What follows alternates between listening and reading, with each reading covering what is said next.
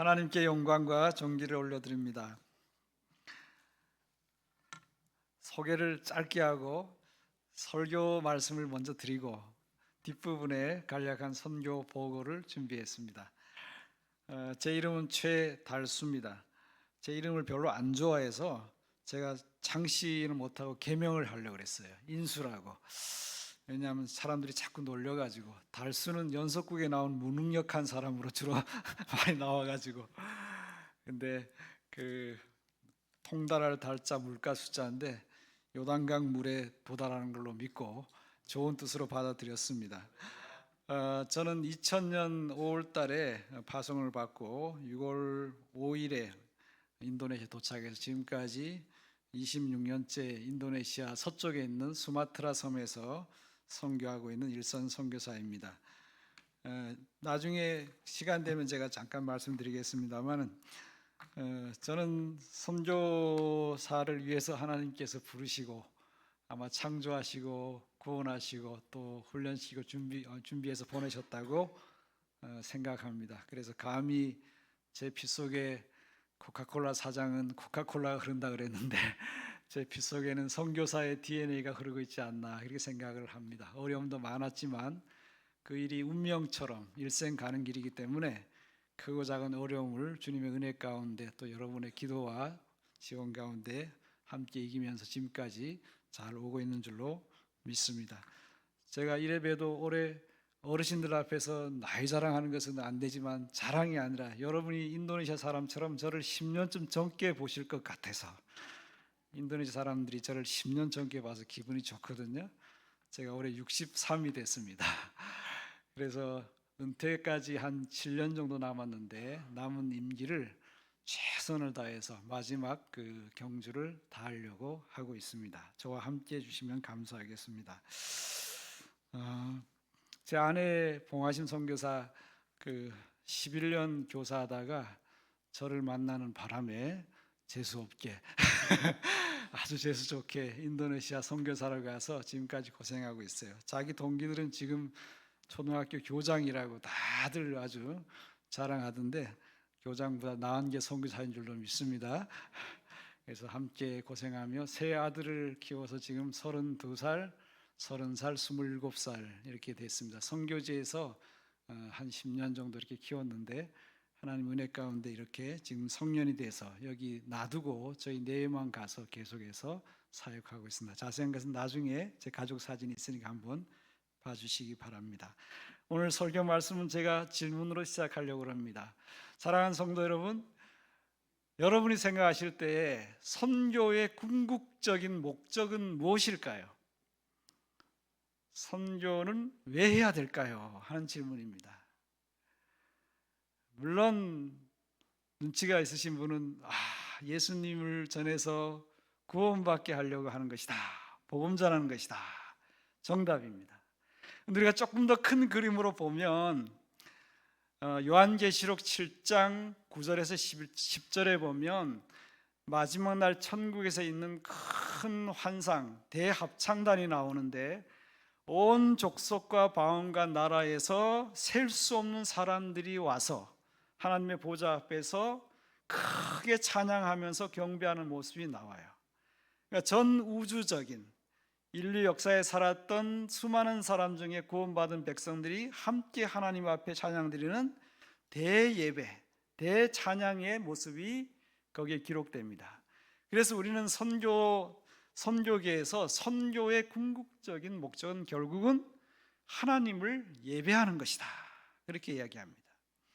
하나님을 예배하기 위해서는 먼저 하나님의 복음을, 예수님의 복음을 들어야 되고 예수님을 믿어야 되고, 그래서 하나님을 알게 되어야 돼요. 하나님을 몰라서는 예배할 수가 없죠. 하나님 앞에 참 예배하는 자를 찾으신다, 그 예배를 받으신다 하셨는데, 저와 여러분 오늘 수요일까지 이렇게 나오셔서 신령과 진리로 예배드리는 모습이 얼마나 하나님 앞에 아름다울까 생각합니다. 하나님은 정말 예배를 좋아하시고 궁극적인 선교의 목적도 결국은 예배를 드리는 것이다 하는 것입니다.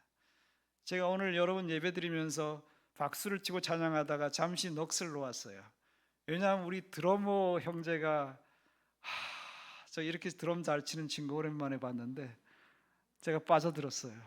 그리고 찬양 이 키보드부터 저도 피아노를 조금 만지지만 너무 이게 화음을 잘 맞추고 오늘 찬양 인도한 우리 자매 어쩌면 그렇게 자연스러운지 너무 앞에 있어갖고 제가 감히 얼굴을 들어서 볼 수가 없었어요.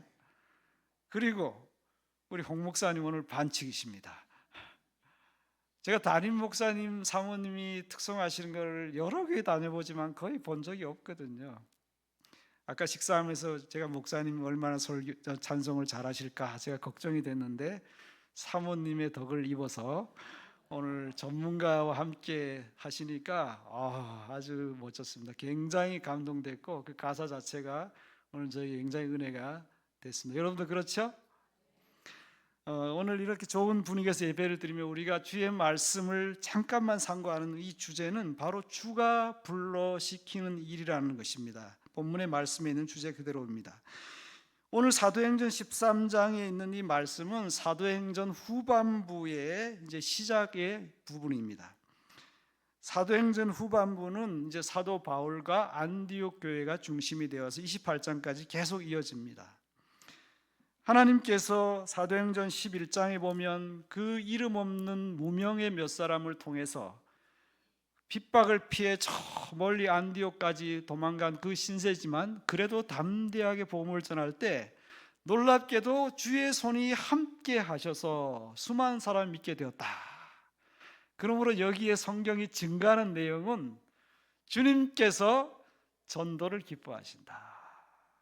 그 복음 전도를 통해서 구원받는 역사를 주님이 친히 이루어 가신다는 것을 보여줍니다. 그리고 여기 비록 이름 없는 몇 사람이지만 이 사람들은 정말 성경에 어쩌면 이름이 숨겨진 같은 하늘의 별과 같은 존재들입니다.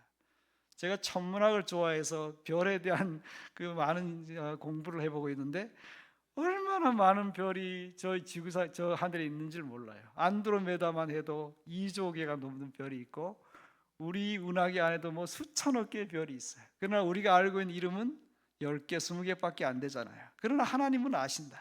창조주로서.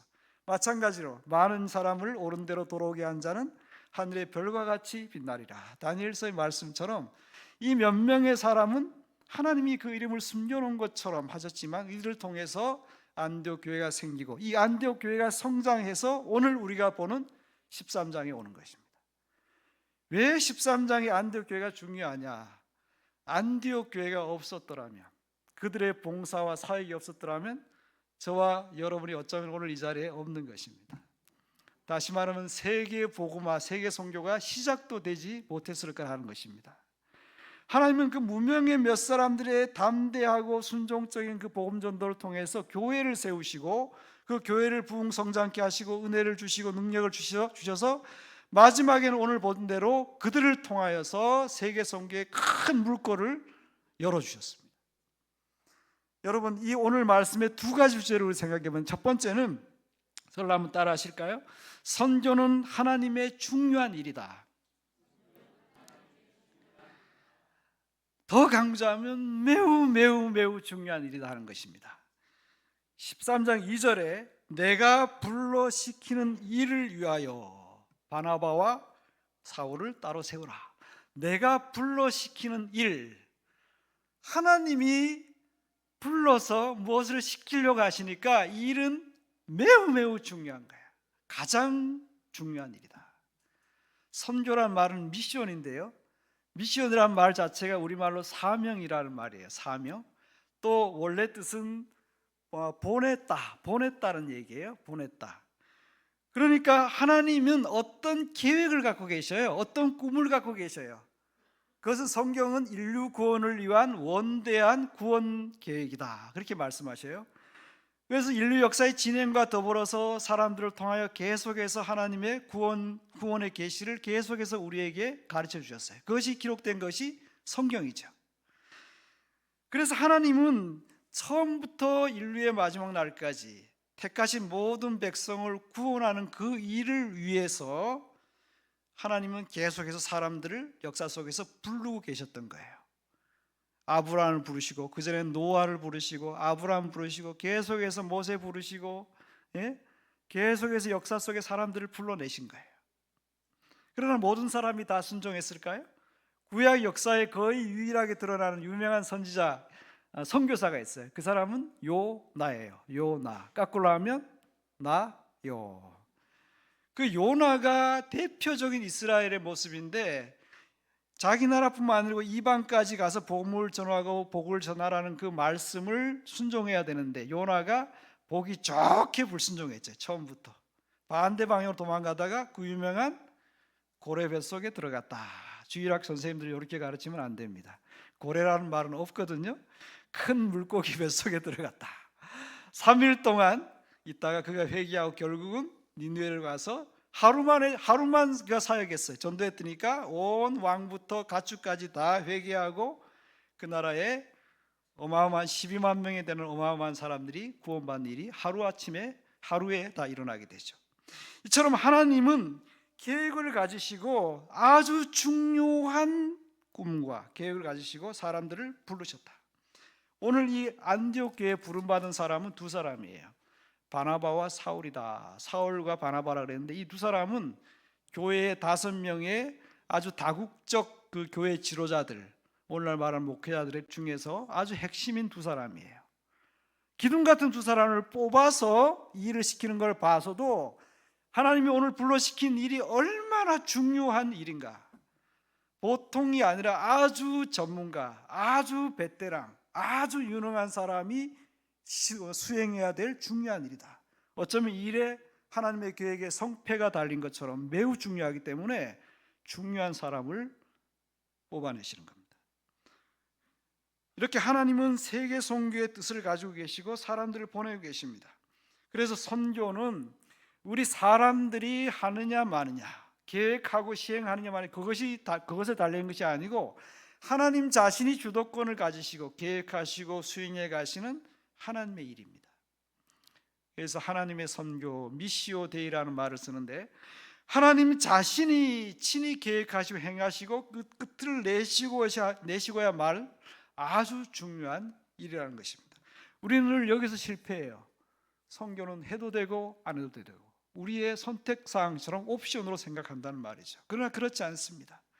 예수님을 진지하게 믿고 순종하고 진지한 그리스도인이 된 사람은 아무도 하나님의 이 계획에 무관심할 수가 없죠. 그래서 예수님도 유언처럼 승천하시기 전에 땅끝까지 가서 제자를 삼으라고 말씀을 하신 것입니다. 여러분, 하나님의 뜻은 성경에 분명히 기록되어 있어요. 제가 한두 개만 소개하면, 우리가 잘 아는 요한복음 3장 16절, 하나님이 세상을 이처럼 사랑하사 독생자를 주셨으니 이는 저를 믿는 자마다 멸망치 않고 무엇을 얻게 함이라? 영생을 얻게 합니다. 요한복음 6장 38절에서 40절에도 나를 보내신 이의 뜻은 무엇인가? 아들을 보고 믿는 자마다 영생을 얻는 것이다. 하나님은 저와 여러분에게 뭔가 더 중요한 일을 언제나 말씀하고 계셔요. 우리의 문제는 너무 바쁘고 너무 작은 일에 우리가 매몰되고 다른 일에 너무 우리가 정신과 에너지를 많이 소모하다 보니까 하나님의 중요한 일에 때로 귀를 잘 못 기울인다는 것에 있습니다. 때로 무관심하고 또는 요나처럼 적극적으로 불순종하기까지 합니다. 그러나 하나님은 누가복음 24장 44절에서 49절에 기록한 말씀처럼 이 세계까지 땅끝까지 복음 전하는 것이 얼마나 중요한가 이렇게 말씀하셔요. 누가복음 24장 46절에 또 이르시되 이같이 그리스도가 고난을 받고 제3일에 죽은 자 가운데 살아날 것과 또 그의 이름으로 죄사함을 받게 하는 회개가 예루살렘에서 시작하여 모든 족속에게 전파될 것이 기록되었으니, 그 앞절에 보면 선지자의 글과 율법과 선지자들과 시편에 주님을 가르쳐 기록한 것이 다 이루어지게 하였다. 주님의 오심과 고난과 죽으심과 부활이 성경에 다 구약에 기록되어 있단 말이죠. 또 한 가지 뭐가 기록되어 있냐? 그 이후에 주님이 부활하신 후에 예수님의 이름으로 죄사함을 받게 하는 회개, 다시 말하면 예수 그리스도의 생명의 복음이 예루살렘에 시작해서 모든 족속에까지 전파될 것이 또한 성경에 기록되었다. 성경은 그러니까 세계 선교의 완수를 이미 기록해 놓고 있는 것이에요. 그래서 우리는 이렇게 얘기할 수 있어요. 세계 선교를 완수하는 것은 인류를 구원하시는 하나님의 계획을 실현하시는 마지막 고리이다, 이렇게 얘기할 수 있어요. 여러분, 예수님 이미 오셨죠? 죽으셨죠? 부활하셨죠? 승천하셨죠? 다 이루어졌어요. 나머지 마지막 고리가 뭐냐? 하나님의 계획의 완성을 하는 마지막 고리가 뭐냐? 이 다 이루는 생명의 구원의 복음이 모든 족속에 개인적으로 전해지는 것이에요.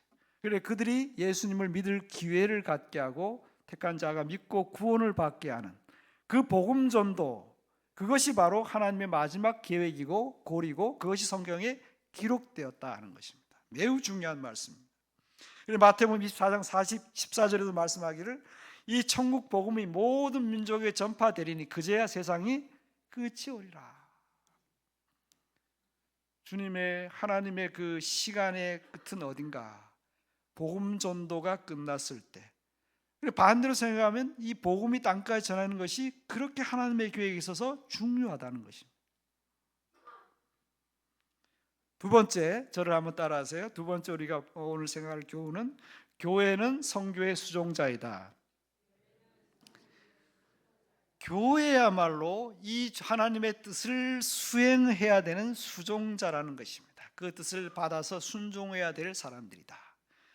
여러분, 하나님께서 앞에 교훈에서 우리를 교회를 부르셨다 그랬어요. 그렇죠? 개인을 부르고 교회를 불러요. 사실 그리스도인 된 저와 여러분은 세상에서 죄 가운데 살다가 어느 날 누군가의 기도와 복음 전도를 통해서 어쩌면 우리 집에 고구마 전도법처럼 1000번의 기도와 1000번의 전도가 있었는지도 몰라요. 저와 여러분을 구원하기 위해서. 그런 수고를 통해서 우리가 개인적으로 구원의 소명, 구원의 부름을 받고 예수님을 믿었어요. 그리고 예수님 믿은 이 개개인들이 다시 세상에서 부름받아서 모인 곳이 또한 교회예요. 교회란 말 자체가 에클레시아, 부름받은 사람들의 모임이란 뜻이잖아요. 이 부리를 부르고 교회를 부르신 주님께서 두 번째로 교회를 성교의 수종자로 삼으셨다는 것은 교회를 다시 세상에 보내신다는 얘기입니다. 예수님이 이것을 분명히 말씀하셨어요. 아버지께서 나를 보내신 것 같이 나도 너희를 보내노라, 그렇게 말씀하셔요. 그래서 선교계에서 이렇게 얘기해요. 하나님은 아들이 한 분 있으셨는데 그 한 분밖에 없는 아들을 이 세상에 최초의 선교사로 보내셨다. 이해가 되세요? 하나님의 아들이 하나님 자신 동일하신 분이 사람이 되어 육신을 입고 사람이 되어 종의 자리까지 내려오시고 우리를 위해서 죄를 대속하여 완전히 인류의 죄를 영원히 단번에 구속하셨다. 그게 바로 선교의 일 아닙니까? 오늘 13장 2절에 보면 주를 섬겨 금식할 때 성령이 이르시되 내가 불러시킨 이를 위하여 바나바와 사울을 따로 세워라 그랬어요.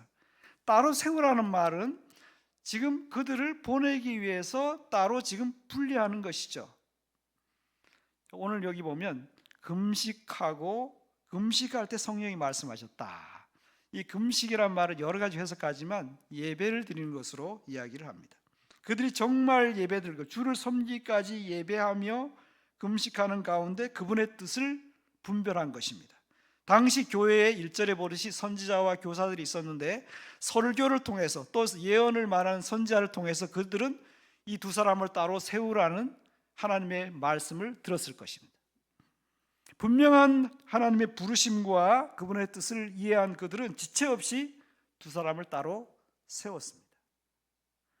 무슨 이 일을 위해서 교회가 10번을 회의를 했다, 무엇을 했다, 전략을 세웠다, 그런 것이 없죠.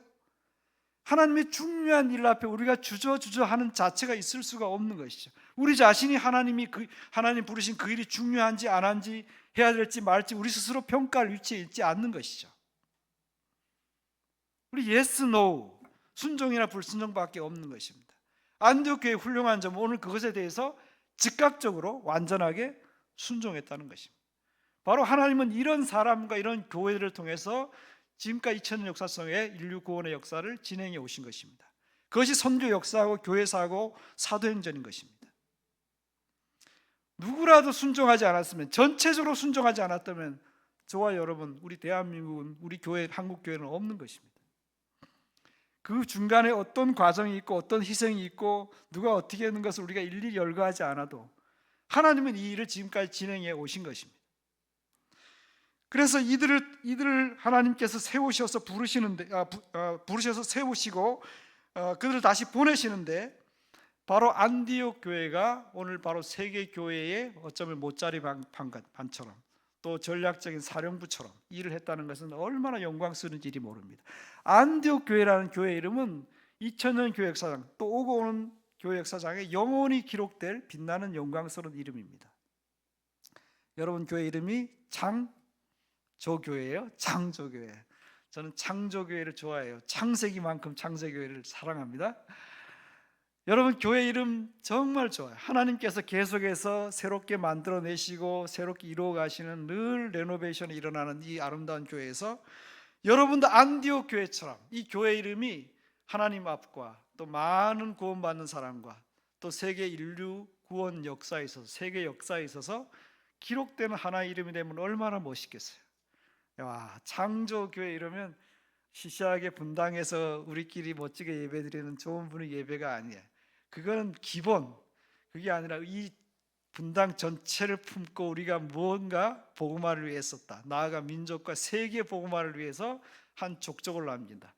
저는 개인적으로 말해요, 올 때마다 이상할 정도로 창조교회에 대해서 이런 마음이 드는 거예요. 제가 창조교회를 떠나서도 종종 생각한 내용이에요. 우리 창조교회 너무 좋은데 이 창조교회가 정말 선교의 중추적인 교회가 되면 얼마나 좋을까. 안디옥 교회 같은 이런 이상적인 꿈이 자꾸 저 속에 있는 거예요. 이거 아부가 아니에요. 하나님의 종으로서 진실되게 말씀드리는 거예요.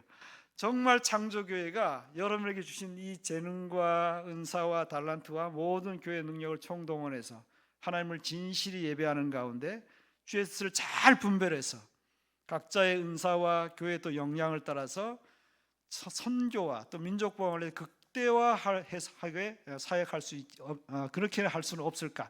그런 멋진 꿈이 자꾸 그려지는 거예요. 저는 홍 목사님 제가 존경하고 사랑하는데 선교에 대해서 많이 이해하고 계셔서 얼마나 감사한지 몰라요. 여러분, 그 선교 오늘 위원들도 만났는데 제가 막 도전했잖아요. 부서 옮기지 마시고 한 10년씩 일하세요. 교회 선교 인력을 좀 축적하세요. 전문적이 좀 되세요. 여러분, 선교는 여러분이 하는 거, 여러분 교회가 하는 것입니다. 옆에 있는 교회가 하는 것이 아니에요. 하나님은 순종하는 교회를 안디옥 교회처럼 사용하시는 것입니다. 믿으십니까? 잘 안 믿으시는 것 같아요. 아멘 소리가. 믿으십니까? 여러분, 믿고 순종하는 사람이 교회가 복받는 거예요. 성령님이 교회의 설립자시고 교회의 내주자시고 교회의 인도자시고 교회의 능력 주시는 분이고, 그분이 바로 선교를 주도적으로 끌고 나가시는 분입니다.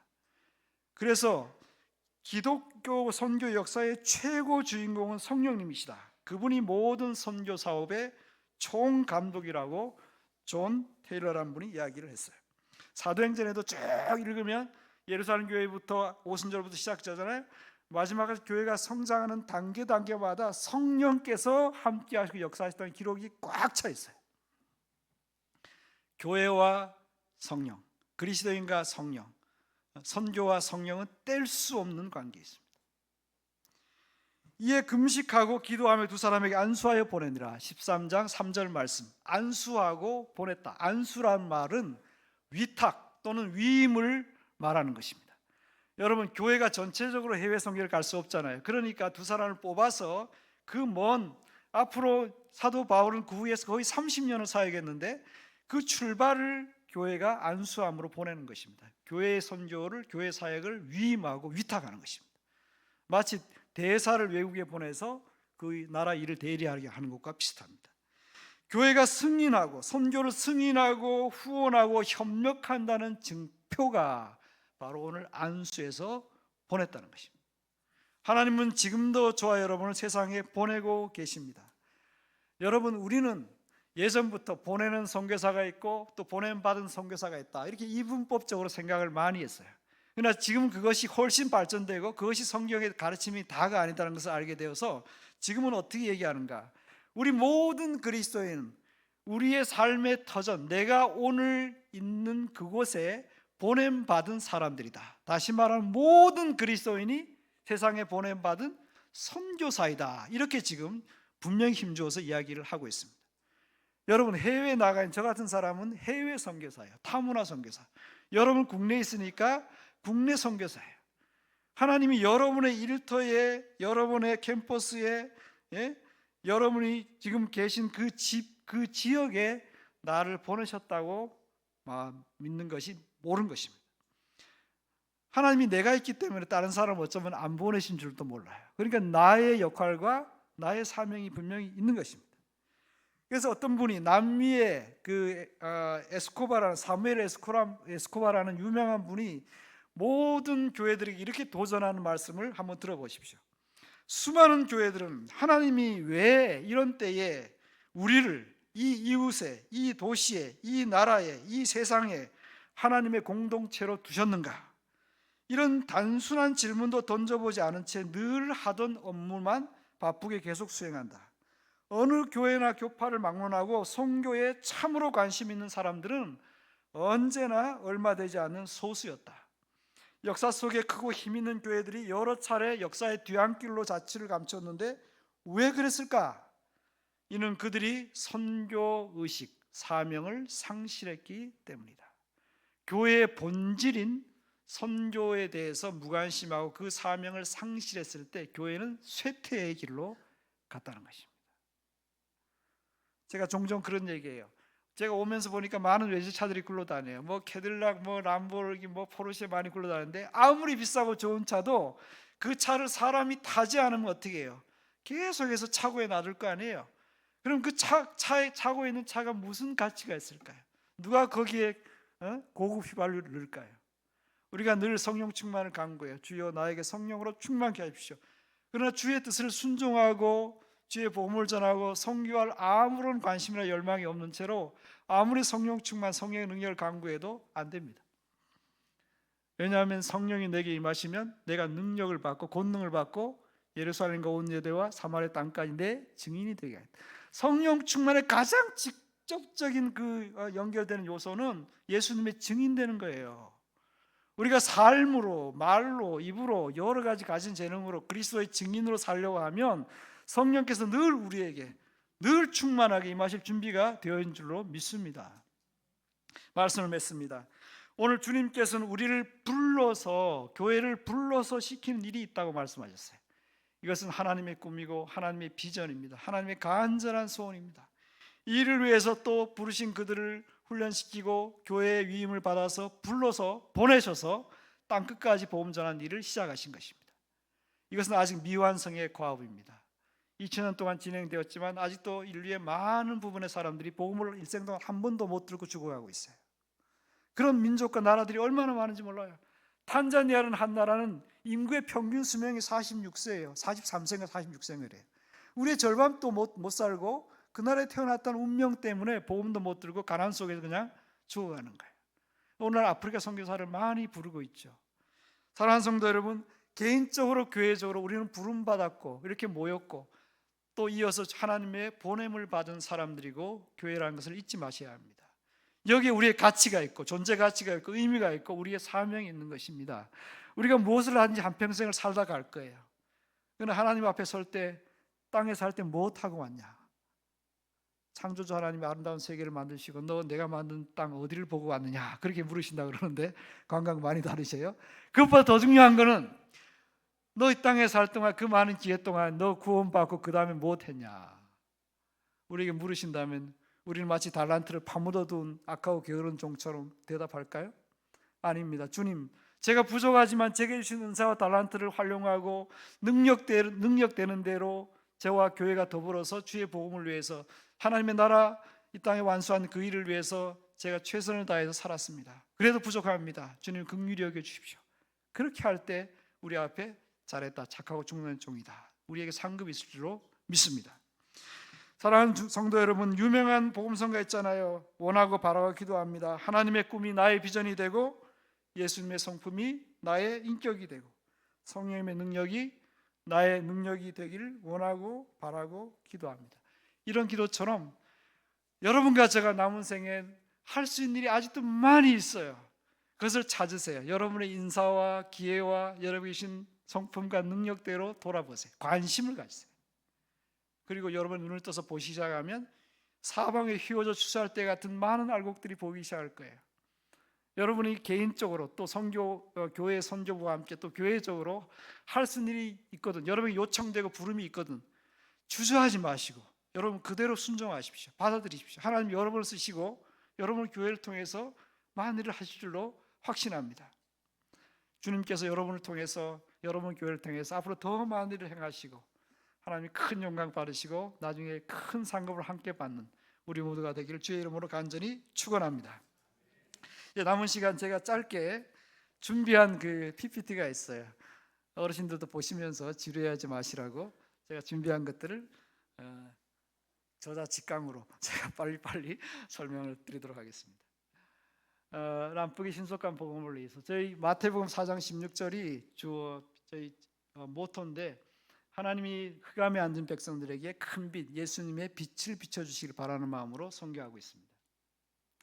인도네시아는 동서의 길이가 미국의 동서와 비슷할 정도로 그렇게 넓은 나라입니다. 람뿡은 수마트라 왼쪽에 남쪽에 있습니다. 자, 34개의 도로 되어 있는데 한 도가 미국의 한 주 정도로 굉장히 커서 도라고 부르기도 조금 합당치 않을 때가 있습니다. 자, 인도네시아 태극기고요. 저기 문장이 있습니다. 이 나라의 모토는 다양성 속의 통일성인데 워낙 이제 보시겠지만 다양성이 많아서 국가의 통일성을 기르는 것이 국가의 아주 국시로 되어 있습니다. 인구는 2억 7,900만 명에 대해 약 2억 8천만 명, 세계 4위고 남한의 19배, 350년 이상 네덜란드의 식민 지배를 받았어요. 곳곳에 흔적들이 남아 있어요. 자, 세계에서 유명한 가장 섬이 많고 가장 인종이 많고 가장 언어가 많고 다종교 국가, 다도국 17,000개가 넘어요. 우리나라 3,000 몇 개 된다 그러는데 종족도 700개 넘게, 언어도 700개 정도. 이슬람이 80%, 기독교는 가톨릭까지 합쳐서 한 12%에서 많게는 한 15% 정도. 이슬람 국가는 아니에요. 사우디아라비아처럼 이슬람이 국교는 아닙니다. 자, 람뿡은 자바, 여기서 인천에서 비행기를 타면 7시간 논스톱으로 가면 자카르타 수도에 도착하는데 거기에서 서쪽으로 보면 수마트라 섬이 있어요. 고구마가 누워있는 것 같은 그 남쪽에 람뿡이 있습니다. 약 250km, 배를 타고 차를 타고 가면 한 4시간에서 5시간 정도 걸립니다. 항공편은 한 40분 정도. 이렇게 큰 배를 타고 배가 수백 척, 사람도 수백 명 다는 그 배를 타고 제가 여러 해를 다녔는데 24시간 저기 다닙니다. 람뿡은 조금 더 자세히 보면 수마트라 들어가는 관문이고요. 도청 소재지는 반다르 람뿡인데 한 100만 명 정도 외곽까지. 시내는 그렇게 인구가 많지 않습니다. 약 942만 명. 원주민은 람뿡족인데요. 그 자바에서 이주를 많이 시켰어요. 워낙 자바가 빽빽하니까. 그래서 1호 국내 이민 지역이 람뿡입니다. 람뿡족이 원주민들이 많이 밀려나서 외곽이나 산지, 바닷가로 많이 흩어져 살고 있습니다. 이렇게 종족을 보면 자와 땅에서 건너온 종족들이 많이 차지하고 있습니다. 이분들의 얼굴을 제가 일부러 좀 보여드리려고 준비했는데 한번 보십시오. 인종의 특징이 어떻습니까? 피부는 물론 검어요. 우리 한국 사람 가면 아주 피부 하얗다고 인기가 좋습니다. 근데 자세히 보면 코가 조금 못생긴 것 같아요. 근데 코는 좀 크고, 근데 전체적으로 어때요? 인상이 되게 순박해요. 우리 인도네시아 사람 이슬람 생각해서 무서워하는데 아닙니다. 굉장히 친절하고 그 손님도 잘 대접하고 굉장히 순박하신 분들입니다. 우리 때묻지 않는 시골 모습 같잖아요. 굉장히 순박해요. 아이들도 얼마나 또 하나 잊었어요. 이분들의 인종 특성이 그 눈이 커요. 눈망울이 굉장히 커서 우리하고는 상당히 대조적이죠. 이 아이들은 초등학교부터 유치원부터 대학교까지 공무원도 다 제복을 입는 문화가 아직도 그대로 있습니다. 다 교복 입고 학교 다니죠. 자, 종교는 인도네시아 전체로 봐서는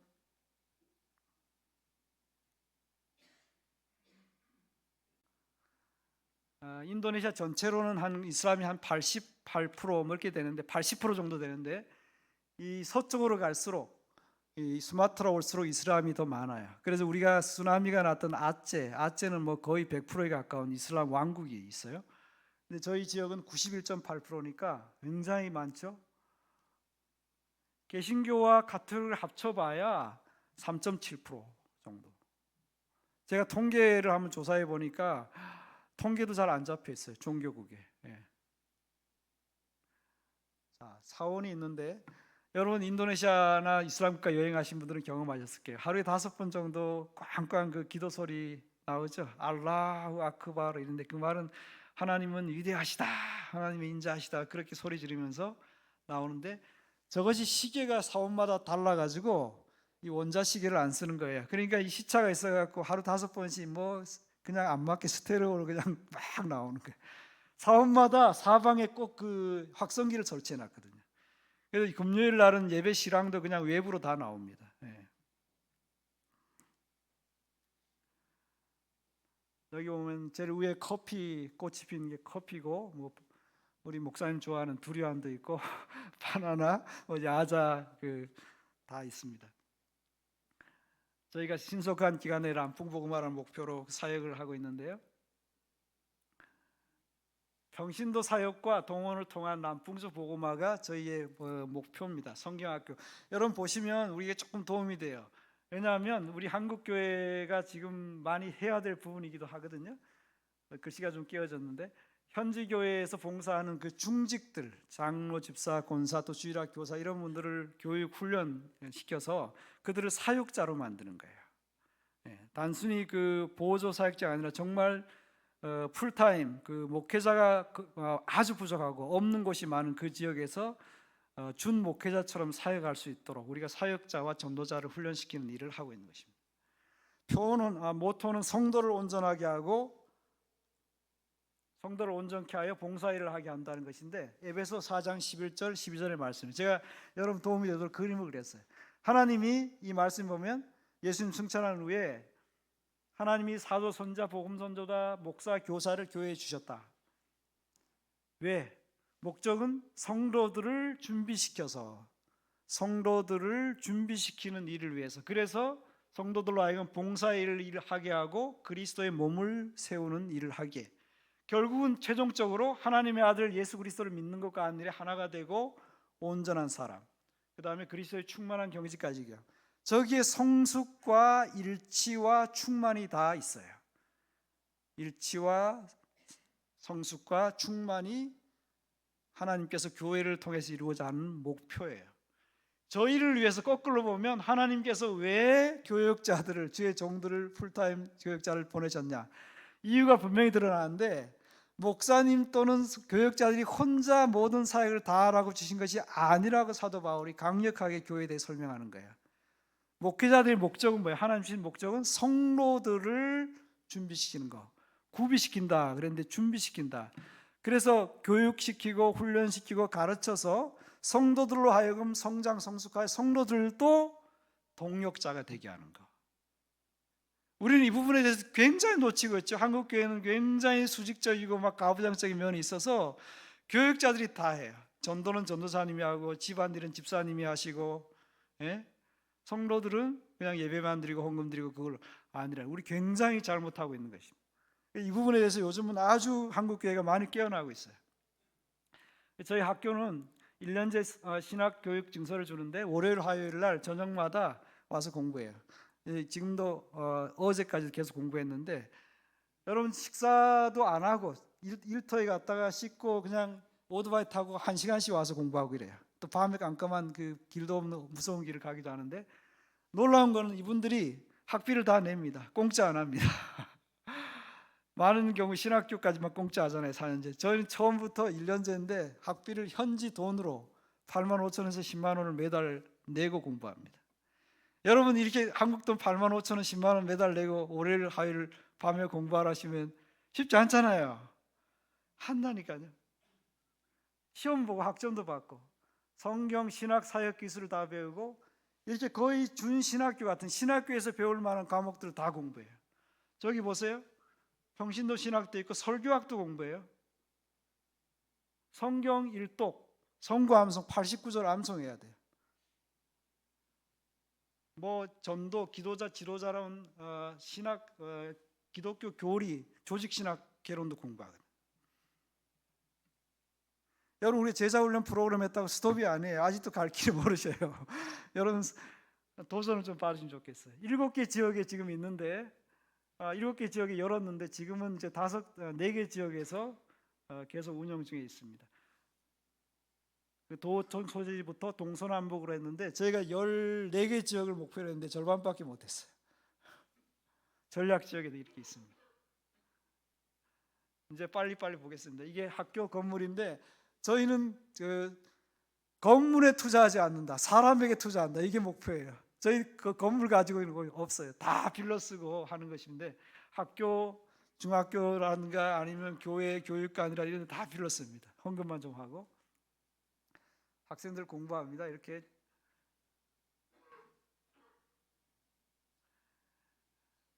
중등 이상부터 어떤 경우는 한 70에 가까운 분도 계셔요. 뭐 고등학생부터 박사까지 학력도 다양하고 연령도 다양합니다. 전도훈련을 받고 있는 모습인데 자기들끼리 유니폼도 있고 끝나면 이제 오토바이 타고 가는 것입니다. 차 가진 사람이 별로 없어요. 이 교수진들 보시면 현지 저희가 한 40여 명의 교수진을 갖고 있는데 현지의 목사님들 그리고 학위가 있는 분들을 저희가 모시고 있어요. 저도 몇 개를 가르치고 예식을 아주 잘합니다. 메달과 졸업장을 줍니다.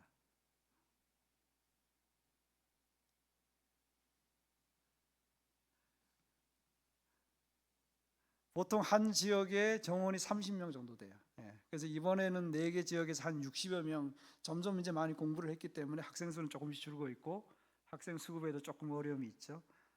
이분들은 이제 안수기도, 파송기도를 저렇게 합니다. 머리에 대지 않고. 꼭 4년제 신학교 졸업식 같잖아요. 놀라운 것은 코로나 시대도 제가 잠깐 코로나 때문에 못 들어가고 있었는데 오히려 길이 막혀가지고 그들은 코로나 시대도 강의하고 졸업식을 했더라고요. 이렇게 마스크를 쓰고 제가 이 사진 보고 거의 울 뻔했잖아요. 너무 감동이 돼가지고 야, 이렇게 열심히 그 코로나 무서운데 인도네시아 우리보다 엄청나게 많이 죽었거든요. 그래도 했더라고요. 졸업생들이 1년에 한두 차례 연합 예배도 드리고 이제 저희 가족입니다. 2000년 6월에 갔을 때는 저희 막내 앞에 있는 요엘이가 17개월 이제 유모차 타고 인천공항 갔는데 제가 고등학교 때 돌아와가지고 지금 전부 마치고 직장에 다니고 있습니다. 이제 마지막 제가 영상을 마지막 보고 마치겠습니다. 들어가기 전에 우리 존경하고 사랑하는 우리 목사님, 사모님 또 여러 당회와 또 성교부 또 성도님들에게 특별한 감사의 말씀을 드립니다. 25년 정도 되셨죠. 한결같이 변함없는 사랑으로 참 귀한 헌금으로 또 기도로 늘 함께해 주시고 동역해 주셔서 진심으로 감사합니다. 하나님 받으시고 기억하시리라고 믿습니다. 저희가 은퇴 때가 얼마 안 남았지만 계속해서 제가 오늘 목사님께 말씀드렸어요. 목사님 우리 은퇴 같이 하는 거예요? 말씀드렸는데 우리 계속해서 주님이 허락하신 그 시간까지 이 람풍 선교를 위해서 계속해서 동역해 주시기를 부탁드립니다.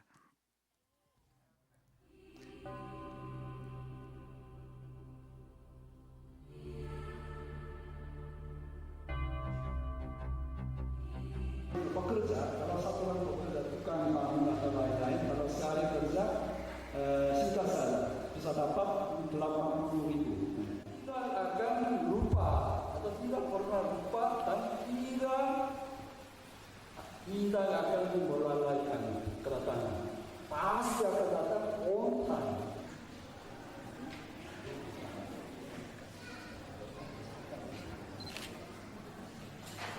유체 행기사요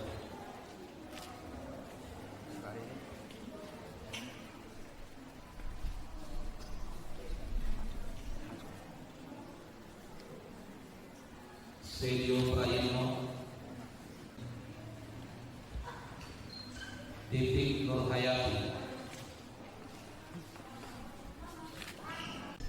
Kata-kata kita Yesus murid-muridnya. Kami sebagai hamba Tuhan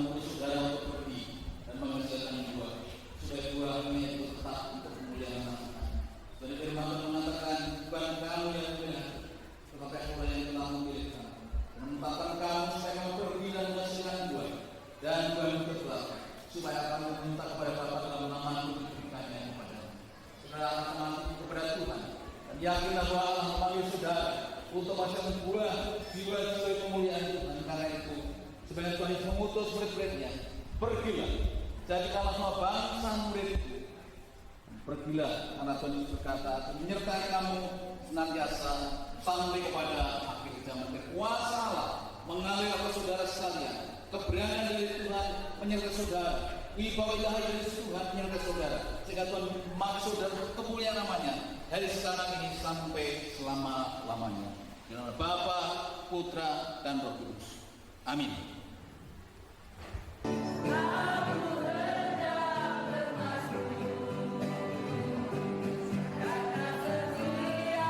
사도들이 고백한 것처럼 부족한 정말 보잘것없는 저희를 통해서 하나님이 남풍성교의 한 귀퉁이, 한 모퉁이의 일을 지금까지 해오신 것을 찬양하고 감사드립니다.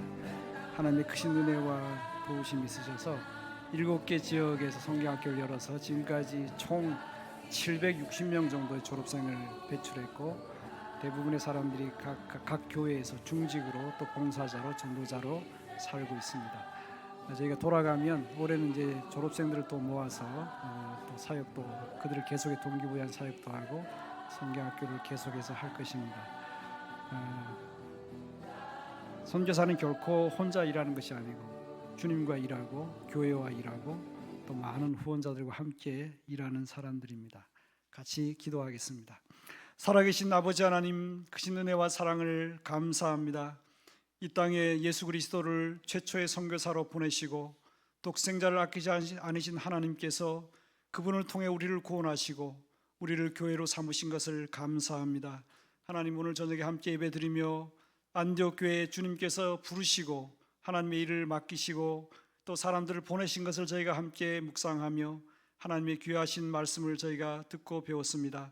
살아계신 아버지 하나님, 주께서 우리의 남은 생애 동안 우리도 우리 개인적으로 또 교회적으로 주의 부르심과 보내심을 깊이 깨닫게 해주셔서 하나님의 세계 선교를 위해서 하나님의 꿈과 비전을 완성하는 그 일을 위하여 무언가 기여하며 또 순종하며 수종들며 사는 인생이 될 수 있도록 저와 우리 교회들을 더욱 크게 사용하여 주옵소서. 감사하며 예수님의 이름으로 간절히 기도하옵나이다. 아멘.